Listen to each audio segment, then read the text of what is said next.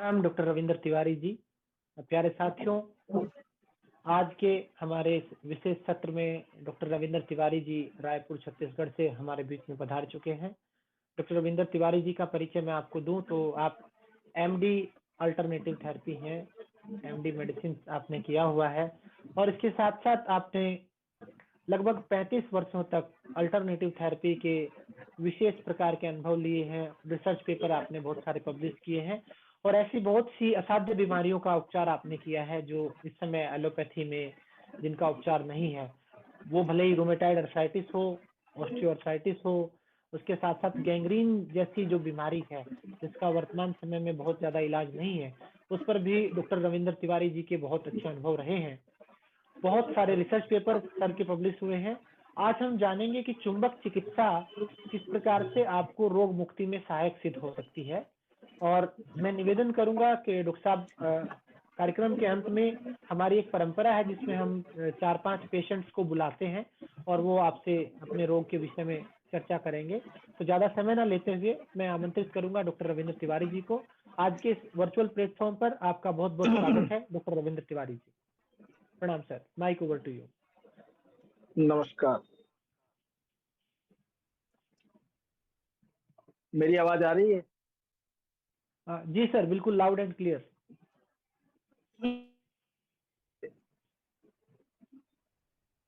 दोस्तों, जैसा कि आप लोगों को प्रमोद जी ने मेरा परिचय दे दिया है, इसलिए बहुत कुछ अपने बारे में नहीं बताते हुए देश में जो चिकित्सा पद्धतियां अभी रन कर रही है, इसमें एलोपैथी, होम्योपैथी, आयुर्वेदिक, यूनानी, हर्बल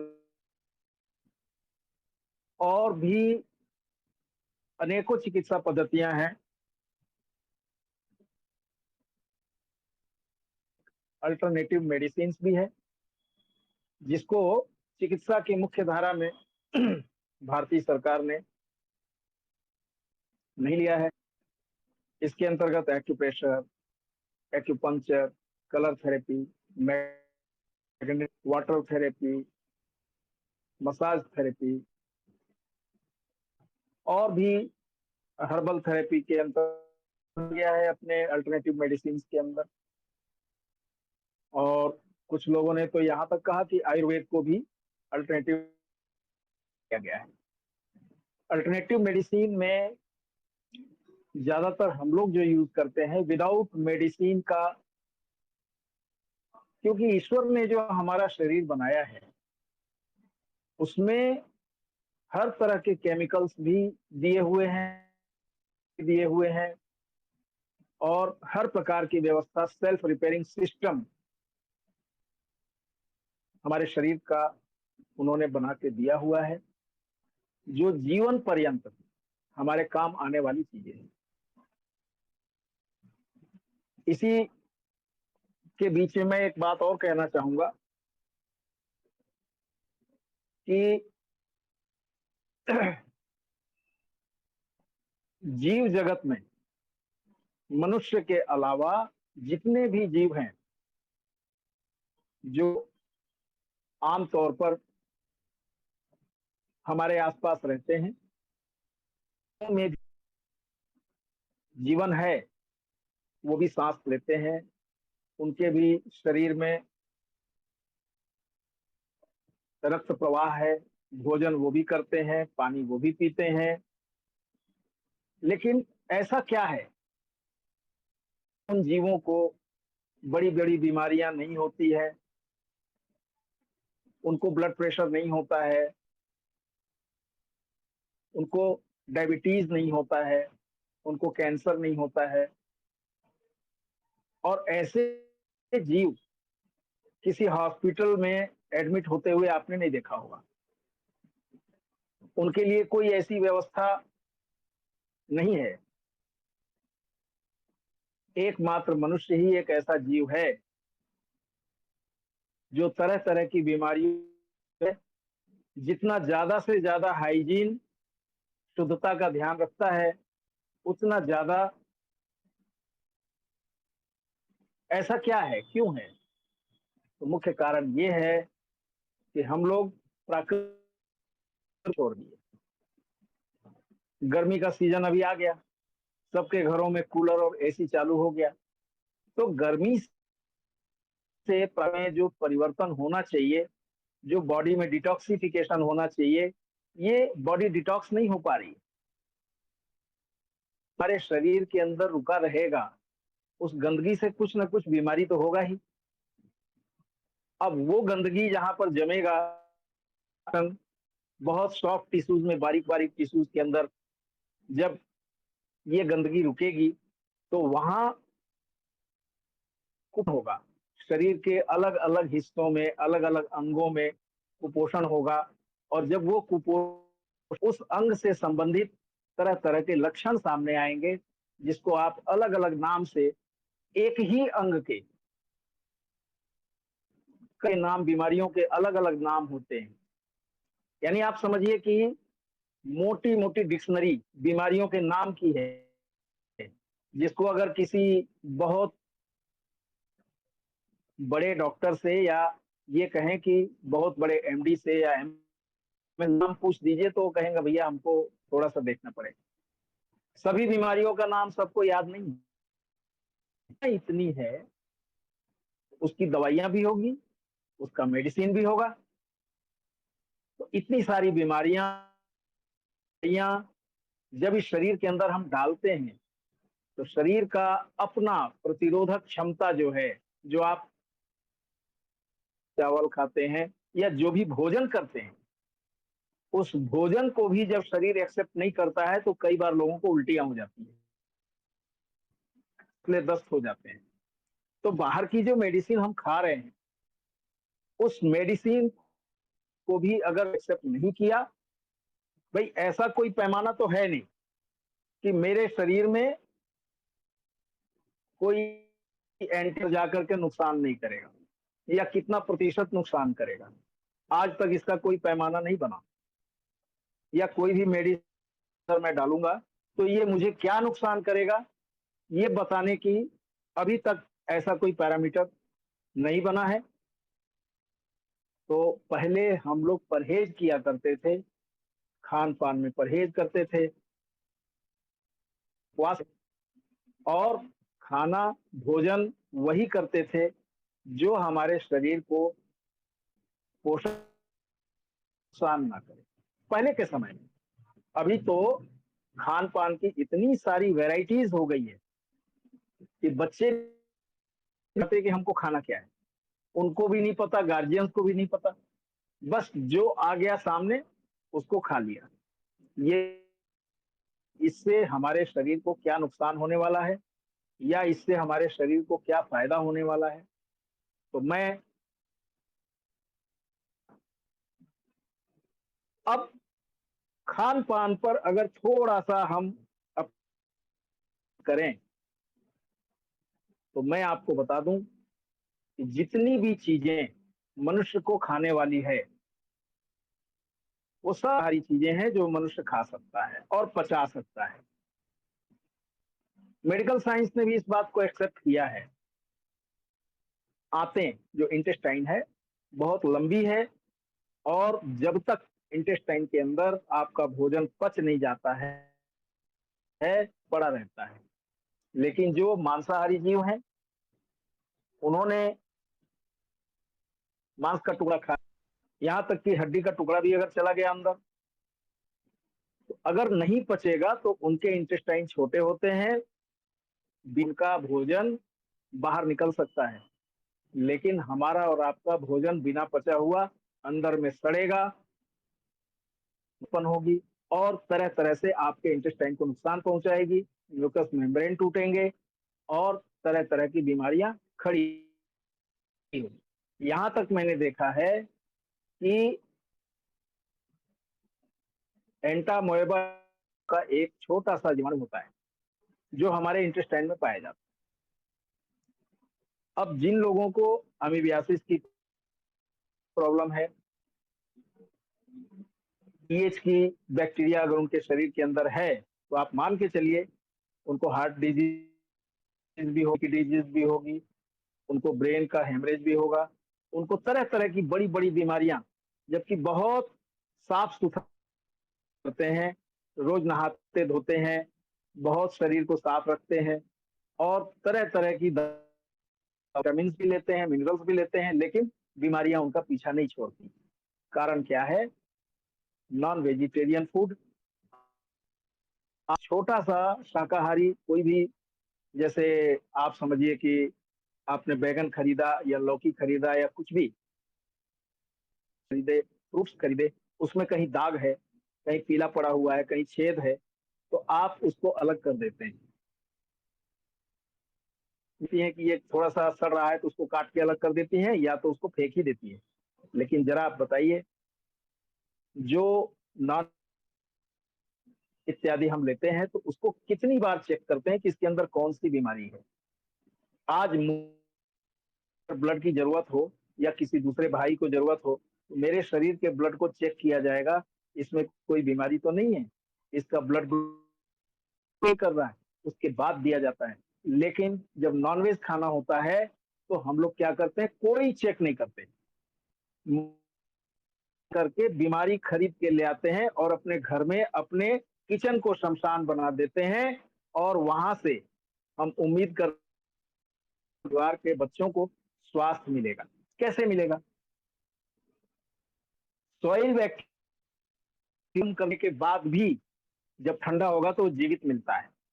आप तो उसको उबाल करके खा रहे हो, तो आपके बॉडी में जाकर के आपका नुकसान नहीं करेगा? ये सवाल उठता है।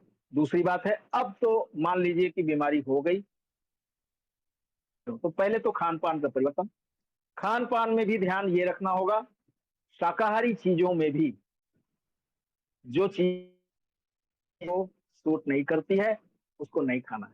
अगर आपको सर्दी खांसी जुकाम हो गया है और खाओगे तो बढ़ेगा, जो बासी चावल खाओगे बढ़ जाएगा, कफ बढ़ेगा और ज्यादा से ज्यादा निमोनिया भी हो सकता है। इस तरह से छोटी छोटी चीजों को अगर हम लोगों ने ध्यान दिया तो निश्चित रूप से दवा के ऊपर आज का ये जो कार्यक्रम है, मैग्नेफी क्या है, किस तरह से शुरू हुआ, इसके ऊपर मैं एक छोटा सा आप लोगों को जानकारी देना चाहूंगा। पूरा का पूरा ब्रह्मांड कहां पर टिका हुआ है? हमारी पृथ्वी कहां पर है? कोई ऐसा आधार है क्या? कोई, जैसे ये गिलास है, इसको मैंने अपने हाथ के आधार पर ऐसे रख दिया तो ये टिका हुआ है, ये स्थिर है, गिरेगा नहीं। हमारी पृथ्वी कहां पर है? वायुमंडल के अंदर कोई ऐसी चीज है क्या जिस हुआ है, जहां पर सूरज को, चंद्रमा को और जितने भी तारे हैं, ग्रह नक्षत्र हैं, इन सबको कहां पर रखा हुआ है? प्रकृति ने इसको कैसे एडजस्ट किया है? तो जो पृथ्वी का गुरुत्वाकर्षण है, इससे जो वेव्स निकलती है नॉर्थ पोल, और इनसे जो वेव्स निकलती है, ये वेव्स दूसरे ग्रहों के वेव्स से जाकर के मिलती है। कहीं पर आकर्षण है, कहीं अट्रैक्शन है। जो वेव्स अपोजिट वेव्स मिलती हैं तो अट्रैक्ट करते रखती है, और वहां पर ब्रह्मांड के अंदर, पूरी गैलेक्सी में मैग्नेटिक फील्ड पर ही टिका हुआ है पूरा ब्रह्मांड। और इसी मैग्नेटिक फील्ड की जो वेव्स जब आती हैं और अलग अलग ग्रहों से ये वेव्स टकराती है, तो ये अपनी इस तरह से घूमना शुरू हो जाती है और ये घूमती जाती है। सारे ग्रह, सारे नक्षत्र जितने भी हैं, ये सब सारे के सारे घूमते रहते हैं इसी मैग्नेटिक वेव्स के अंदर। पूरी प्रकृति स्थित है, स्थिर है। अब मैग्नेटिक फील्ड, जो हमारे पृथ्वी की मैग्नेटिक फील्ड है, ये जीवनदायक है। इसमें एक है नॉर्थ पोल और दूसरा है साउथ पोल। नॉर्थ पोल में आप जाएंगे, वहां का जो मैग्नेटिक फील्ड है वो हॉट प्रकृति का है, गर्म है। साउथ पोल, इसका उदाहरण मैं दूंगा कि नॉर्थ पोल से 500 किलोमीटर के बाद में बसाहट लोग रहना बैठना शुरू कर देते हैं, क्योंकि उसके बाद में जैसे ही आप नॉर्थ पोल की तरफ जाएंगे तो हवा भी जमती है। 500 किलोमीटर के पहले तक विदाउट सिलेंडर, विदाउट ऑक्सीजन आप जी सकते हो, लेकिन साउथ पोल में 3000 किलोमीटर तक आप अंदर नहीं जा। मतलब ये हुआ कि साउथ पोल नॉर्थ पोल की अपेक्षा ठंडा है, बहुत ज्यादा ठंडा है। और हमारा जो लाइफ है और ना ही गर्म है। अगर शरीर गर्म हो गया तो बुखार आ गया। शरीर का ठंडा होना उसकी तरफ जा रहा है, या पूरी तरह ठंडा हो गया मतलब वो शरीर खत्म हो गया। जीवन क्या है? लाइफ जो है ठंडा और गर्म का मिक्सचर है, मिक्स है, वार्मनेस है जीवन के अंदर, शरीर के अंदर। तो अब शरीर में मान लीजिए कंधे में दर्द आ गया, कंधे को आपने टच किया, इसको छुआ, दर्द है, लोग चिल्लाते हैं नहीं सकता, लेकिन जब आप टच करके देखेंगे तो ये गर्म मिलेगा या तो ठंडा मिलेगा। हमेशा इस बात का ध्यान रखिए। ये मैं लोगों को ट्रेनिंग भी देता हूँ मैग्नेटिक थेरेपी के ऊपर, एक्यूप्रेशर, एक्यूपंचर, कलर थेरेपी, बहुत सारी चीजों पे। यहाँ तक कि मैंने अभी एक नया रिसर्च किया, नंबर थेरेपी। जो नंबर्स आप लिखते हैं ना, 1 2 3 से लेके 0 तक, इन नंबर्स का कॉम्बिनेशन इतना जबरदस्त है कि आप एक नंबर लिखेंगे, उस नंबर से बुखार उतार।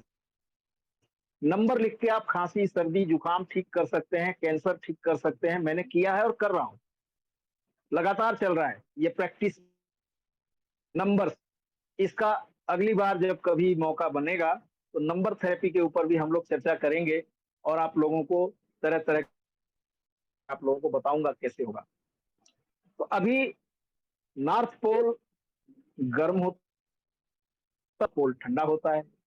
अब जिस हिस्से में आपको ठंडी का एहसास हो रहा है, कि घुटनों में दर्द है, बहुत ठंडा है, तो वहां पर क्या लगेगा? वहां पर नॉर्थ पोल की जरूरत पड़ेगी। सिंपल सा है, आप मैग्नेट्स मिल जाएंगे। हालांकि हीलिंग मैग्नेट्स जो होते हैं वो अलग होते हैं। मार्केट में तो देखने में आता है कि बेल्ट्स वगैरह बना करके बेच रहे हैं, तरह तरह के उसके डिजाइन करके शरीर के अलग अलग हिस्सों।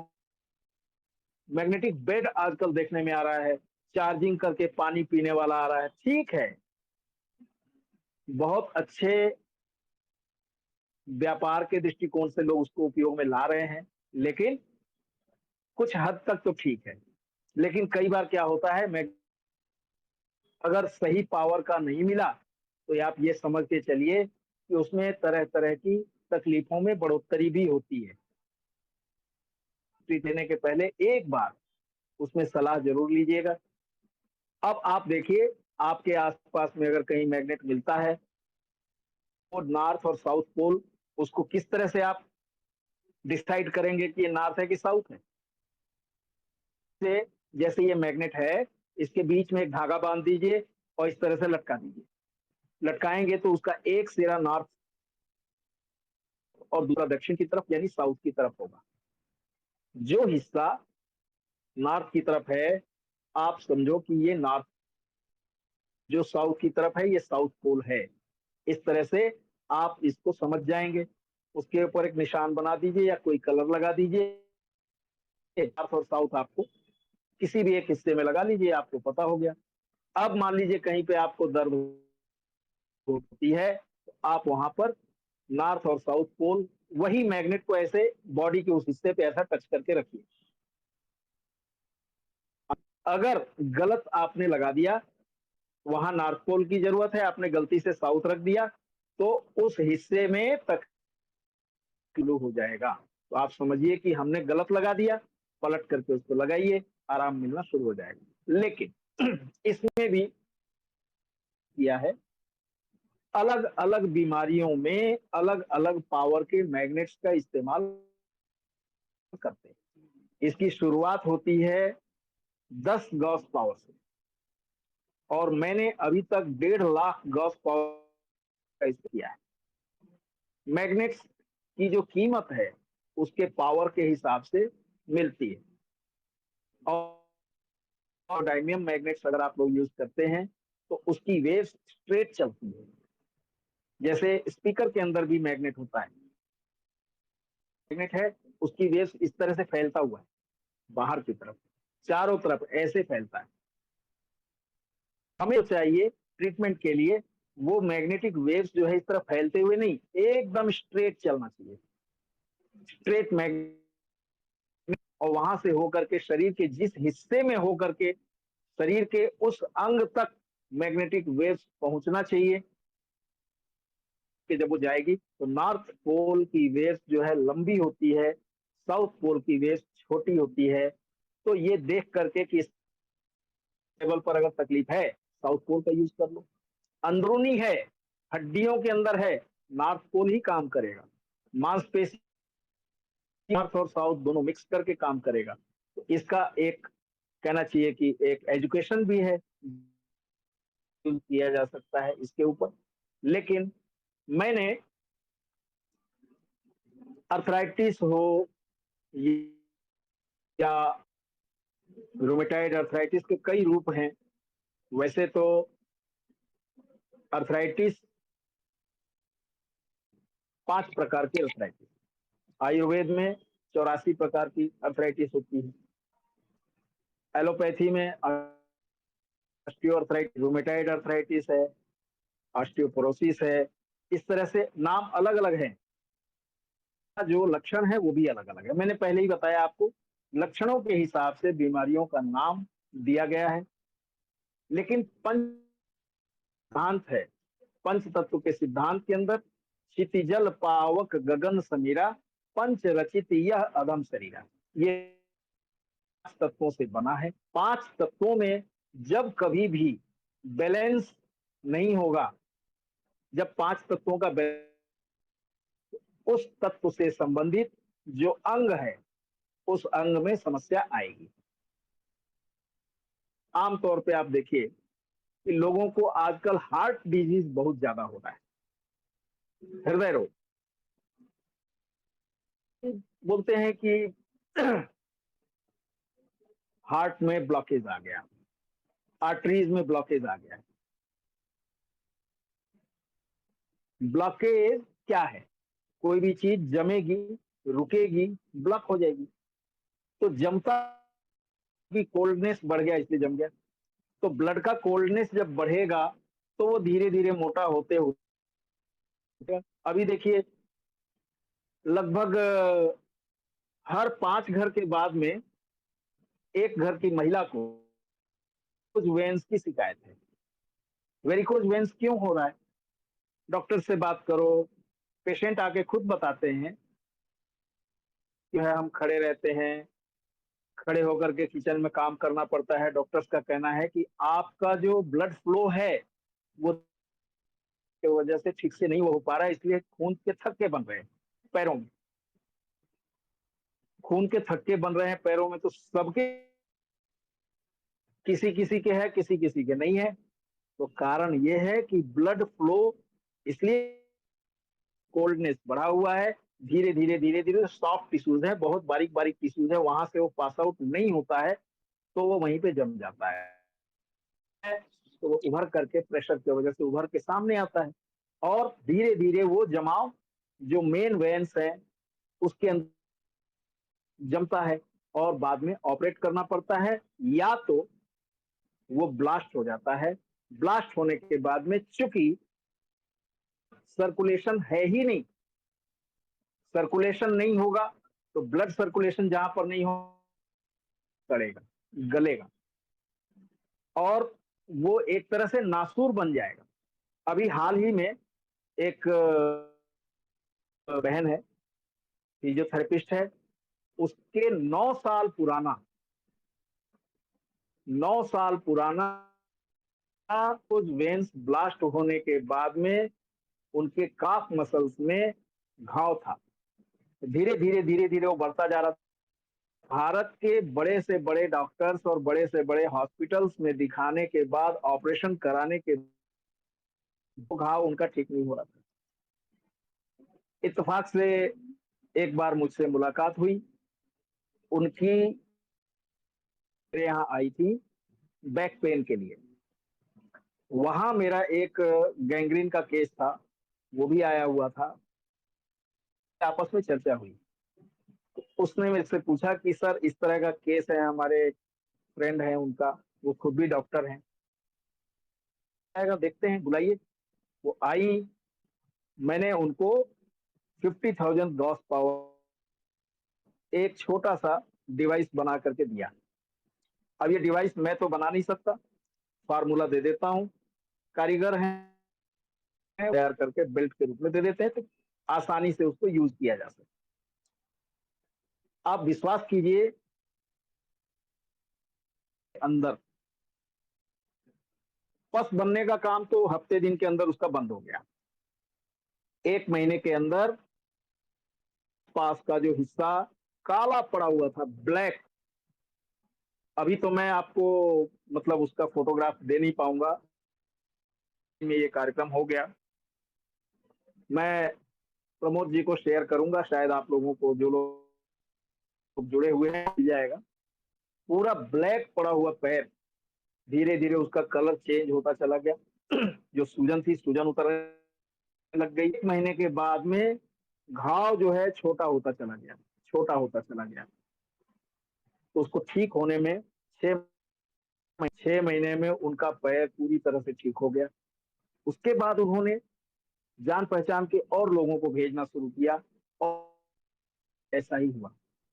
वेल्लूर से रिटर्न हुआ पेशेंट, जिसके हाथ पैर गल रहे थे, ब्लड सर्कुलेशन हाथ और पैर में था ही नहीं। यही भिलाई में हमारे एक दोस्त हैं डॉक्टर आनंद, बेटे का किडनी की समस्या थी और वो बहुत जगह से परेशान थे। बड़े बेटे का किडनी फेल हो चुका था, तो मदर की किडनी उसको दी, छोटे बेटे में भी प्रॉब्लम आ गया, तो उसको भी जगह जगह जो है वो लेकर के गए, और किसी ने बताया हमारे बारे में, लेके आए। चलो ईश्वर की कृपा है, हमने डायग्नोसिस की, हो रही है किडनी इस तरह से अगर सिकुड़ रही है, मतलब श्रिंकेज होने का मतलब क्या है? कोई भी चीज सिकुड़ती कब है? प्राकृतिक रूप से कोई चीज सिकुड़ती कब है? जब वो या तो बहुत ज्यादा गर्म हो जाए, जैसे पत्ते हैं, पत्ते जब सूखते हैं, मतलब ये है कि ड्राइनेस, ड्राइनेस बढ़ रही है। ड्राइनेस को हमने कम करने का पॉइंट, उसके सबके पॉइंट्स होते हैं, कैसे कम करोगे, हीट को कैसे बढ़ाओगे, विंड को किस तरह से बढ़ाओगे या घटाओगे। तो हमने ड्राइनेस को कम किया। कम करने के तुरंत बाद उस बच्चे के नाक से जो लगातार पानी बह रहा था, पानी बहना बंद हो गया। है साल भर से इसकी सर्दी ठीक नहीं हुई, आपने ये पॉइंट क्या किया, इसका तो सर्दी गायब ही हो गया। मैंने कहा सर अगर ये सिम्टम ठीक हो गया है तो इसकी किडनी ठीक हो, और वही हुआ, किडनी ठीक हो गई। तो वो उस केस को लेकर के आए, बोले सर ये गैंग्रीन का केस है, वैल्यू रिटर्न है, महीने बाद ये पूरा बॉडी सड़ जाएगा, ऐसा डॉक्टर्स का कहना है, और इनका डेथ हो जाएगा। इस तरह से सड़ करके डेथ हो, कौन चाहेगा? मैंने उनको मैग्नेटिक थेरेपी दिया। अब क्या क्या किया डिटेल में बता नहीं पाऊंगा, बहुत कम समय, बहुत लंबा है। मैग्नेटिक थेरेपी देने के बाद में मैं बताऊं आपको, दोनों हाथ में पट्टी, दोनों पैर में पट्टी, उसमें से पानी टपक रहा था, टप टप पानी चू रहा था, मक्खियां भिनभिना रही थी। मेरे क्लिनिक में जो था 2-4 लोग बैठे हुए थे, वो भागे।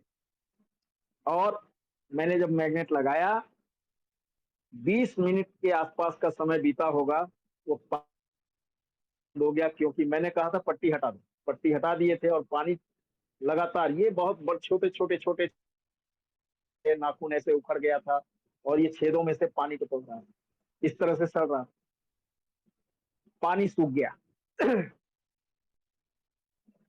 मुझे बुलाए, बोले सर ये पानी सूख गया है, और अब मेरे हाथ में हल्का हल्का पेन हो रहा है, ये गेट थोड़ा बंद कर दीजिए। मेरे हाथ में और पैर में हल्का सा दर्द का एहसास हो रहा है। मैंने कहा भाई ऐसा है, दर्द का एहसास हो रहा है तो कहीं तकलीफ आपकी बढ़ तो नहीं रही है?